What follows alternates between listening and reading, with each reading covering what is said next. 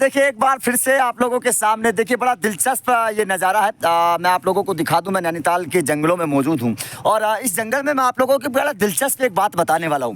आप लोग सोच रहे होंगे कि भाई साहब कहाँ पहाड़ों पे जंगल में घूम रहा है, लेकिन मैं यहाँ पर आपको एक बहुत दिलचस्प एक स्टोरी बताने वाला हूँ, जिस स्टोरी को देख कर आप लोग जागरूक हो जाएंगे और ये पता चलेगा कि भाई साहब ये जंगल कैसे होते हैं, किस तरीके से इन जंगलों को बचाया जाता है और ख़ास तौर पर इन जंगलों को बचाने के पीछे कौन लोग हैं, कौन इसके पीछे मेहनत करते हैं, किन की रात दिन की मेहनत के चलते ये जंगल जो है वो आबाद हैं। तो चलिए मैं आपको बड़ी दिलचस्प स्टोरी दिखाने वाला हूँ।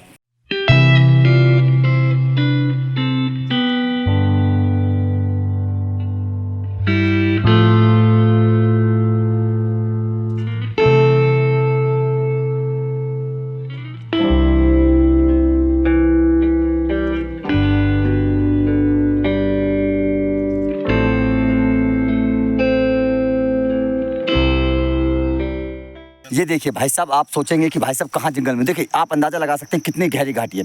ये नैनीताल के जंगल है और इन पहाड़ों पर मैं इस वक्त यहाँ पर मौजूद हूँ और अगर मैं आपको दिखाने की कोशिश करूँ तो आप खुद देख सकते हैं किस तरीके की पूरा जंगल है, पूरा जंगल है, नैनीताल का पूरा जंगल है और जाहिर तौर पर बड़ा दिलचस्प है। आप लोग अगर देखेंगे तो दिलचस्प जंगल यहाँ पर पूरा मौजूद है और इस जंगल की अगर मैं बात करूँ तो देखिए सबसे बड़ी बात ये है कि इस जंगल में पूरे चारों तरफ सन्नाटा है। पेड़ देखिए लंबे लंबे चीड़ के पेड़ आपको दिखाई दे जाएंगे। ये वही चीड़ के पेड़ हैं, देखिए आप देख सकते हैं पूरा चीड़ का पेड़ यहाँ पर मौजूद है। मैं और नेगी जी यहाँ पर घूम रहे हैं, पूरे जंगल की खाक छान रहे हैं।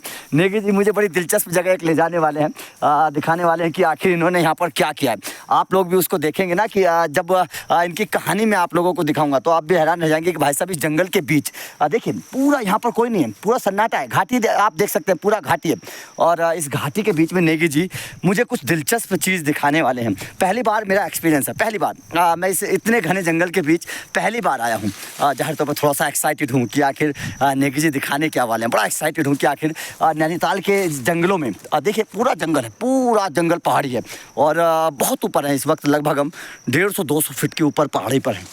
आप खुद अंदाज़ा लगा सकते हैं, देखिए और चलते चलते सांस भी चढ़ गया यार। और नेगी जी अभी भी आगे आगे भागे जा रहे हैं। देखते हैं, देखिए यहाँ पर देखिए पहाड़ी कितनी गहरी पहाड़ी है। अगर यहाँ से गिर गए ना तो भाई साहब जान नहीं बचेगी, अगर यहाँ से गिर गए तो जान नहीं बचेगी, बिल्कुल भी हालत ख़राब हो जाएगी। लेकिन बड़ा दिलचस्प है, देखिए बड़ा दिलचस्प नज़ारा है, बड़ा दिलचस्प नज़ारा है। ऐसे जंगलों में घूमने का यार मज़ा ही अपना अलग होता है। तो पूर्व कृषि अधिकारी जो मेरे पड़ोसी हैं लाल सिंह चौहान जी का बहुत सहयोग मिला, क्योंकि वो MSc एंटोमोलॉजी से है। उन्हें 35 साल उत्तराखंड में जल संरक्षण का अनुभव है, तो उनके ही द्वारा ये सब हमको अधिकतर चीज़ों के बारे में बताया गया, क्योंकि उनको इसका ज्ञान था। तो उन्होंने हमको ये ट्रेंची भी कैसे बनती, क्योंकि हमने साइंटिफिक तरीके से बनानी पड़ती है। अगर ये ऐसे हम बनाएंगे इसको तो ये फिर इरोजन करेंगे, नुकसान करती हैं। तो ये पूरे वैज्ञानिक तरीके से बनी है, कंटूर में बनाई है हमने। तो वैज्ञानिक तरीका इसमें क्या होता है नेगी जी? 45 डिग्री से कम ढाल देखना पड़ता है, क्योंकि कहीं ऐसा ना हो ना, मान लीजिए हमारा इस तरफ 1 फीट आया और उस तरफ 3 फीट आ गया, ऐसा भी नहीं होना चाहिए। उससे क्या होगा, फिर ढह जाएगा। अच्छा, इनकी वो बराबर रहनी चाहिए, एक दूरी चारों तरफ। और भी कई होते हैं इसमें, कई नॉर्म्स होते हैं इसके, चौहान जी जानते ज्यादा अच्छे से, भी इसमें है नहीं हो। बगैर उसके अगर विशेषज्ञ की देख रेख में न बनाई जाए तो नुकसान कर देंगे। कोई निरोधन होगा, पूरा तबाही ले आएगा अगर ये इसको गलत। हमें देखिए 2021 में इतनी ज़्यादा अतिवृष्टि हुई, 3 दिनों में 1 महीने के बराबर बारिश हुई, लेकिन हमारी कोई भी डिस्टर्ब नहीं हुई, हमारी कोई स्ट्रक्चर नहीं। तो हो सकता था उसमें खतरा था कि ये सब नुकसान, लेकिन कुछ भी नहीं हुआ, क्योंकि वैज्ञानिक तरीके से बनी थी। वैज्ञानिक देखिए यही तो चीज़ें हैं कि जिसका भैया जिसका काम वही ताने। लेकिन जाहिर तौर पर देखिए ये अभी बनाया गया, ये भी बनाया गया, ये भी पानी को इकट्ठा करने का ही चीज़ है।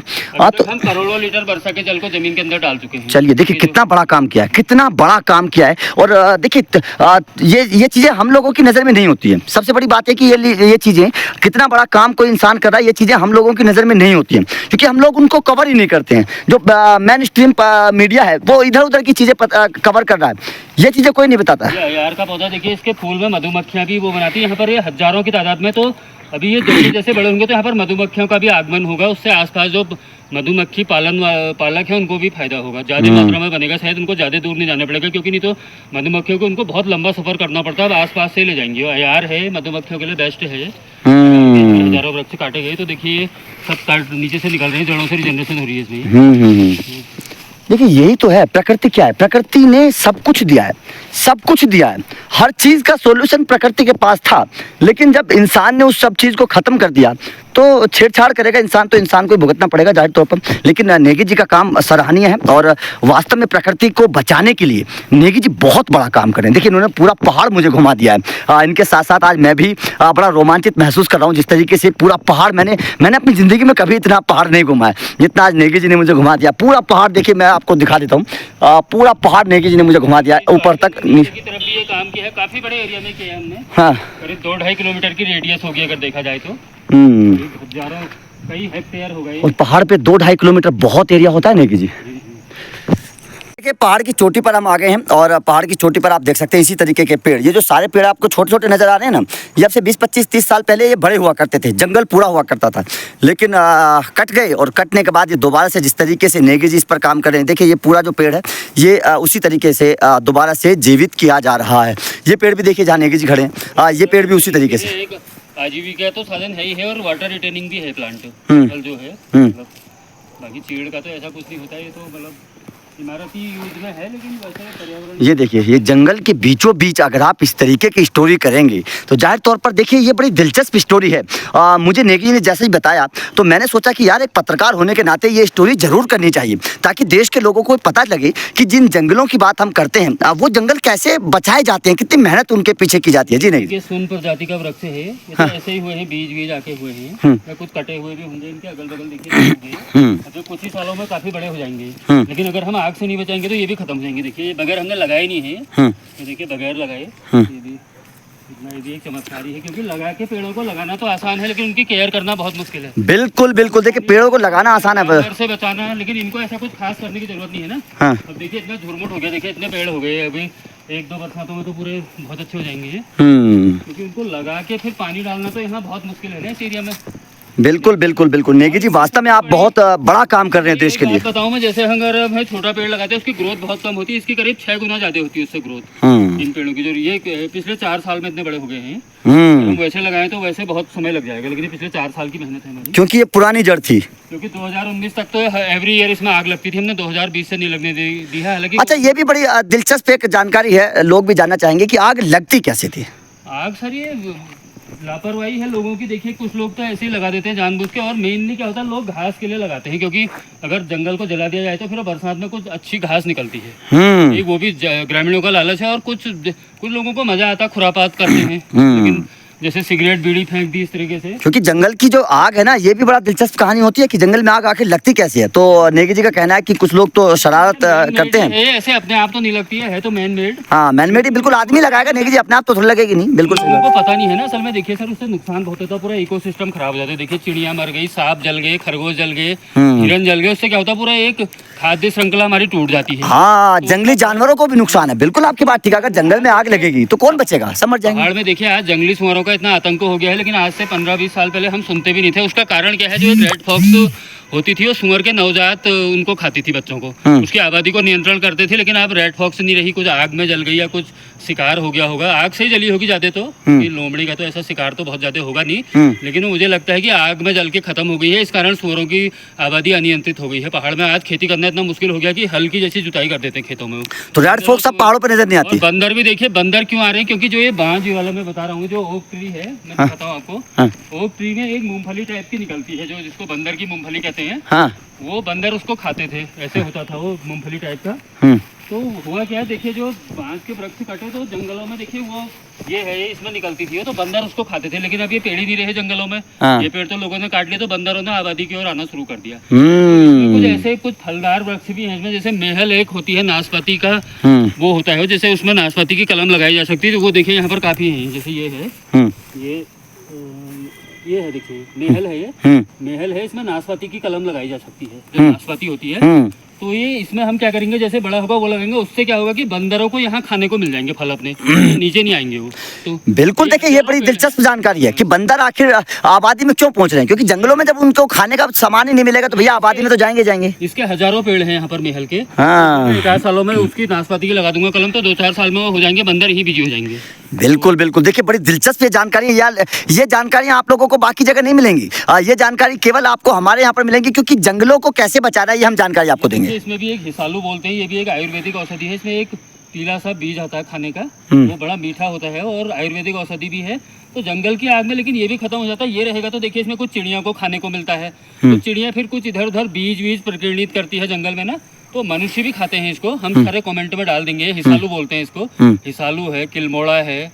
तो ये ऐसी मतलब एक हर्ब्स है, वैसे आयुर्वेदिक औषधियाँ भी हैं, लेकिन आग में इसका भी नुकसान हो जाता है। अब ये क्या करती है झाड़ियाँ, देखिए एक तो मिट्टी को रोका है इसने, मिट्टी के इरोजन को रोकती है और वाटर को भी हार्वेस्ट करेगी ये। आप ये मत समझिए कि खाली कोई पेड़ ही करेंगे पानी को हार्वेस्ट, झाड़ियाँ भी करेंगी। देखिए किलमोड़ा है, बारबेरी है, आयुर्वेदिक औषधि है, उसमें डायबिटीज में भी काम आता है। बारबेरी बोलते हैं इसको, किलमोड़ा, इसमें भी मीठे मीठे फल आते हैं खाने के लिए। तो ये देखिए ये पानी को भी हार्वेस्ट करेगा, ये काफ़ी मतलब चिड़ियों के काम आएगा, मनुष्य भी खाते हैं। तो ये पूरा एक इकोसिस्टम बना रहता है। जब मैं 2020 में आया यहाँ कोई चीज़ें नहीं थी, तो हमने एक तितली चिड़िया कुछ देखी नहीं है क्योंकि कुछ था ही नहीं। लेकिन आज देखिए यहाँ पर जंगली मुर्गियाँ, काफ़ी खरगोश आदि भी दिखते हैं, क्योंकि एक थोड़ी नेचर डेवलप हो रही है हमारे प्रयास से। उस समय यहाँ कुछ था ही नहीं ना, तो यहाँ कोई भी नहीं था, ना चिड़िया थी ना तितली थी, कुछ था ही नहीं। अब देखिए सबके लिए पर्याप्त भोजन है यहाँ खाने के लिए, चिड़ियों के लिए है, तितलियों के लिए है। बिल्कुल, देखिए जंगल में ये चीजें होनी चाहिए। देखिए एक जो कुदरत ने, जो प्रकृति ने चीज बनाई है, अगर वो आप उसको खत्म कर देंगे तो पूरा इकोसिस्टम ही खत्म हो जाएगा। बिल्कुल जाहिर तौर पर ये अच्छी बात है। और इंसानों ने सब कुछ किया, ये छेड़छाड़ जो जंगलों के साथ किया है वो इंसानों ने किया है, और उसका खामियाजा भी फिर इंसानों को भुगतना पड़ता है। ये भी बात सीधी सीधी सी है। लेकिन यहाँ पर एक दिलचस्प कहानी है, जिस कहानी को जानने के लिए मैं नेगी जी को यहाँ पर लेकर आया हूँ। और वो कहानी जब आप देखेंगे तो जाहिर तौर पर आप भी ये बोलेंगे कि ऐसा कदम हर इंसान को उठाना चाहिए। अगर हमें जंगल बचाने हैं, वन बचाने हैं, आसपास का वातावरण हरा भरा रखना है, तो ये कहानी सुननी आप लोगों के लिए बेहद जरूरी है। आप ये छोटे छोटे पेड़ देख रहे होंगे, इन पेड़ों को आप देख रहे होंगे, इन पेड़ों की कहानी है। दरअसल ये पेड़ अब से 20, 25, 30 साल पहले बहुत बड़े हुआ करते थे। जिस तरीके से ये तमाम पेड़ आपको दिखाई दे रहे हैं, इसी तरीके से ये पेड़ हुआ करते थे। लेकिन इनकी कहानी जो है वो आपको नेगी जी बताएंगे। नेगी जी क्योंकि यहाँ के रहने वाले हैं और जाहिर तौर पर इन वनों को बचाने के लिए नेगी जी ने बड़ा काम किया है। नेगी जी इधर आइए, थोड़ा सा धूप पड़ रही है आपके चेहरे पे, बताएंगे। तो नेगी जी क्या कहानी है, सबसे पहले हमारे दर्शकों को ये बताइए कि आखिर इन पेड़ों की कहानी क्या है, कितने साल पहले इनको काट दिया गया था? पेड़ आज से मतलब 25, 30, 35, 40 साल पहले काट लिए गए। यहाँ पर हजारों पेड़ मतलब कुछ जलावन के लिए कुछ इस तरह से लोगों ने काट लिए। ये काफल वाटर रिटेनिंग प्लांट है, ये काफल, बांस, बुरांस के यहाँ पर वृक्ष हैं, तो इनको जड़ों से ही काट लिया था। तो मैं यहाँ पर पर्यावरण का काम कर रहा हूँ 2015 से। तो 2020 में हम यहाँ पर आए जंगल में काम करने के लिए। हमारे साथ एक पूर्व कृषि अधिकारी हैं श्री लाल सिंह चौहान जी, जिनको यहाँ पर एंटोमोलॉजी से MSc हैं वो। उनको 35-40 सालों का वाटर कंजर्वेशन का अनुभव है उनको। हमने यहाँ पर जल संरक्षण के लिए जंगल में कुछ तालाब, छोटे खाइयाँ, खंतियाँ बनाई। तो उसमें हमने क्या देखा कि यहाँ पर ये सारे इनमें कटे हुए पेड़ों से वो निकल रही थी कोपलें। थोड़ा समझा दीजिए एक बार किस तरीके से जड़ पेड़ों को सारे लोग काट लेंगे, तो असिस्टेड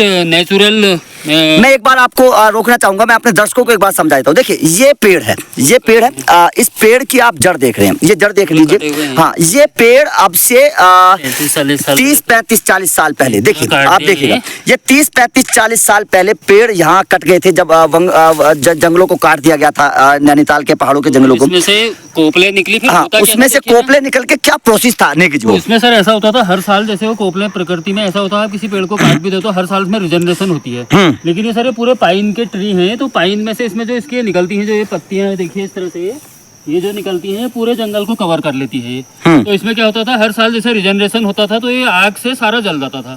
तो फिर जो कोपले निकलती थी छोटी छोटी खत्म हो जाती। तो हमने 2020 से जंगल को आग से बचाया था। उसका परिणाम देखिए आपके सामने, हजारों, करीब 40,000 से अधिक वृक्ष होंगे, देखिए सारे रिजनरेट हो गए हैं। ये सब कटे हुए वृक्ष हैं। अयार है, अयार प्रजाति का वृक्ष है ये। इसमें बुरांस, काफल, ओक का भी है, जलवर्धक वृक्ष हैं सारे। तो ये देखिए इतना बड़ा चमत्कार हुआ। मैं तो कहता हूँ जंगलों में हमको वृक्ष लगाने की आवश्यकता नहीं। अगर हम असिस्टेड नेचुरल रिजनरेशन बोलते हैं इसको, ANR बोलते हैं, अगर इस विधि को अपनाएं हम, तो जंगलों को हरा भरा किया जा सकता है। इसमें पेड़ कोई लगाने की जरूरत नहीं होती, सिर्फ जंगल को आग से बचाना होता है। आग से, और कोई जो अगर कुछ लोग जब काट ले जाएं, कोई महिलाएं आदि, तो उनको रोकना होता है। तो उसका परिणाम देखिए, इनमें कोई पानी नहीं डाला हमने, कोई खाद नहीं डाली है।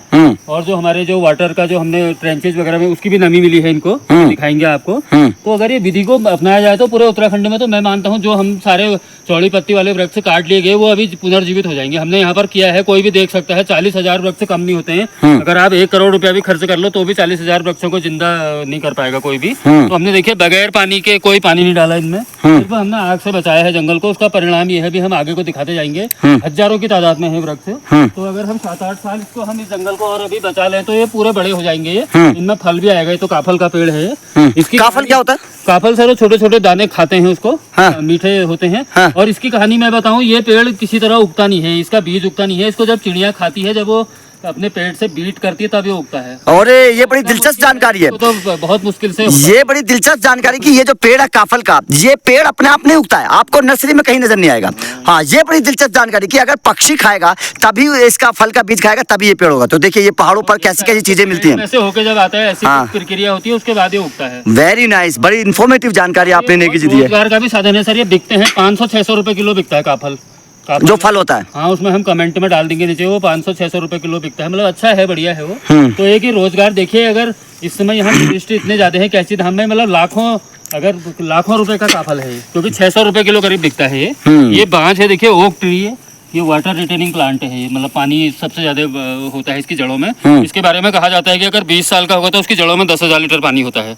पानी वो कैसे उसके कहा जाता है कि उतना संचित करता है वो। अच्छा, ये पानी को रोक के रखता है। ओक ट्री पानी का बहुत अच्छा हुआ है। ये चीड़ जो है जो सर, ये खत्म करता है पानी को। ये तो जड़ों से नीचे से लंबी लंबी जड़ें नीचे जाके खत्म कर देती हैं। और मतलब इसको तो दोष नहीं दूंगा मैं, लेकिन जो इसकी पत्तियां देखिए, ये बहुत फ्लेमेबल होती हैं। ये देखिए, ये पूरी निकली है। ये पूरा बिछ जाता है जंगल में। अगर एक इसमें तीली मार देंगे हम तो ये सारा जल जाएगा, सब जल जाएगा सारे जंगलों में। यही कि इसमें करीब लाखों रुपया लग जाता है हर साल इसमें हमारे पत्ती हटाने में। इसमें लगाया है इसमें। तो ये देखिए, जहाँ चीड़ आ गया, क्योंकि पहले चीड़ नहीं रहा होगा एक समय में, यहाँ जब ये चौड़ी पत्ती वाले थे, फिर उसके रिप्लेस में ये आ गया। लेकिन ये मतलब इसका मैं तो ये मानता हूँ इसका अनुपात गड़बड़ा गया है इन पेड़ों का ना। ये होने चाहिए थे इससे 3 पेड़ चौड़ी पत्ती वाले, एक होना था, लेकिन ये उल्टा हो गया। लेकिन यहाँ पर एक सवाल खड़ा होता है। आपने बोला कि हमारा लाखों रुपया खर्च हो जाता है, ये बड़ी जानकारी। और लोगों को मैं बताना चाहता हूँ कि इतना पैसा खर्च हो जाता है तो इसके पीछे का प्रोसेस क्या है, आखिर कौन मदद करता है आपकी? नहीं, मदद हम तो ऐसे थोड़ा अपने पास से कुछ हमारे कुछ सहयोगी हमको करते हैं, कुछ हमारे मित्र लोग सहयोग। लेकिन हम अपने पास से भी अपने खर्चों को कम करके भी, एक संस्था भी है हमारी। मतलब गवर्नमेंट की तरफ से? गवर्नमेंट से तो ऐसा कुछ नहीं है, अपने ही हम प्रयासों से कर रहे हैं। कुछ अपना खर्चा कम करके कुछ हमारे मित्र लोग कोई 10-5 हजार की मदद कर देते हैं, उससे किसी तरह चल रहा है। हम तो बाबा का ही आशीर्वाद मानता हूँ, मैं महाराज ही कर रहे हैं समझता हूँ, खुद भी करता हूँ मैं इसमें।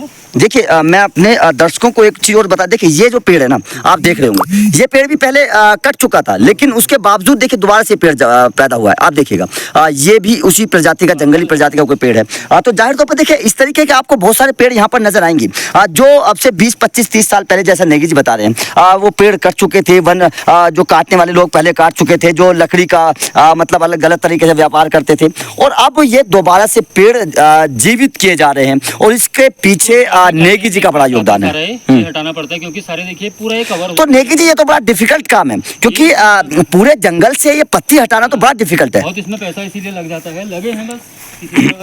मैंने एक छोटा ही एरिया लिया है, मतलब अगर मैं कुछ ऐसा फंड हो तो और भी ज्यादा पेड़ बजाए, लेकिन अब एक इतना ही कर पा रहा हूँ ना मैं। अगर होगा तो इसके लिए आपको आदमी लगाने पड़ते हैं नेगी जी? हाँ, लेबर लगवाने पड़ते हैं। ये देखिए, ये भी पेड़ इस तरीके से कहीं भी कटा हुआ होगा। और देखिए पूरा चीड़ का जंगल है, पूरा चीड़ का जंगल है। ये नैनीताल का जंगल है, जाहिर तौर पर देखने में बड़ा दिलचस्प लग रहा है। और मैं तो पहली बार इस तरीके की जगह आया हूँ ट्रैकिंग करने के लिए। तो मैं भी बड़ा रोमांचित हूँ इस तरीके की जगह आने के लिए। तो जाहिर तौर पर बड़ा दिलचस्प लगता है जब इस तरीके की खबर आप करते हैं या इस तरीके की चीज़ें आप दर्शकों को दिखाते हैं। देखिए ये देखिए कितना बड़ा एक इन्होंने ये भी वाटर हार्वेस्टिंग का एक चीज़ बनाई हुई है, गड्ढा बनाया हुआ है। तो यहाँ पर कुल मिलाकर बात साफ है कि पहाड़ों का पानी बेकार ना जाए। जवानी तो बेशक अलग तरीके का मुद्दा है, लेकिन पानी बेकार ना जाए। यहाँ पर देखिए ये भी इस तरीके से गड्ढा बना रखा है। तो कुल मिलाकर बात साफ है कि पानी जो है, जो पहाड़ों पर बारिश होती है, तो उसको पानी वो बेकार ना जाए। बस ये देखिए ये भी एक गड्ढा बना रखा है। तो इस तरीके से पूरी जानकारी नेगी जी हमें दे रहे हैं। तो आप लोगों का इस पूरे प्रोसेस पर क्या कहना है, जिस तरीके से नेगी जी पूरा प्रोसेस बता रहे हैं? तो कमेंट करके बताइएगा। बाकी जानकारी लगातार हम आप लोगों तक पहुँचा ही रहे हैं।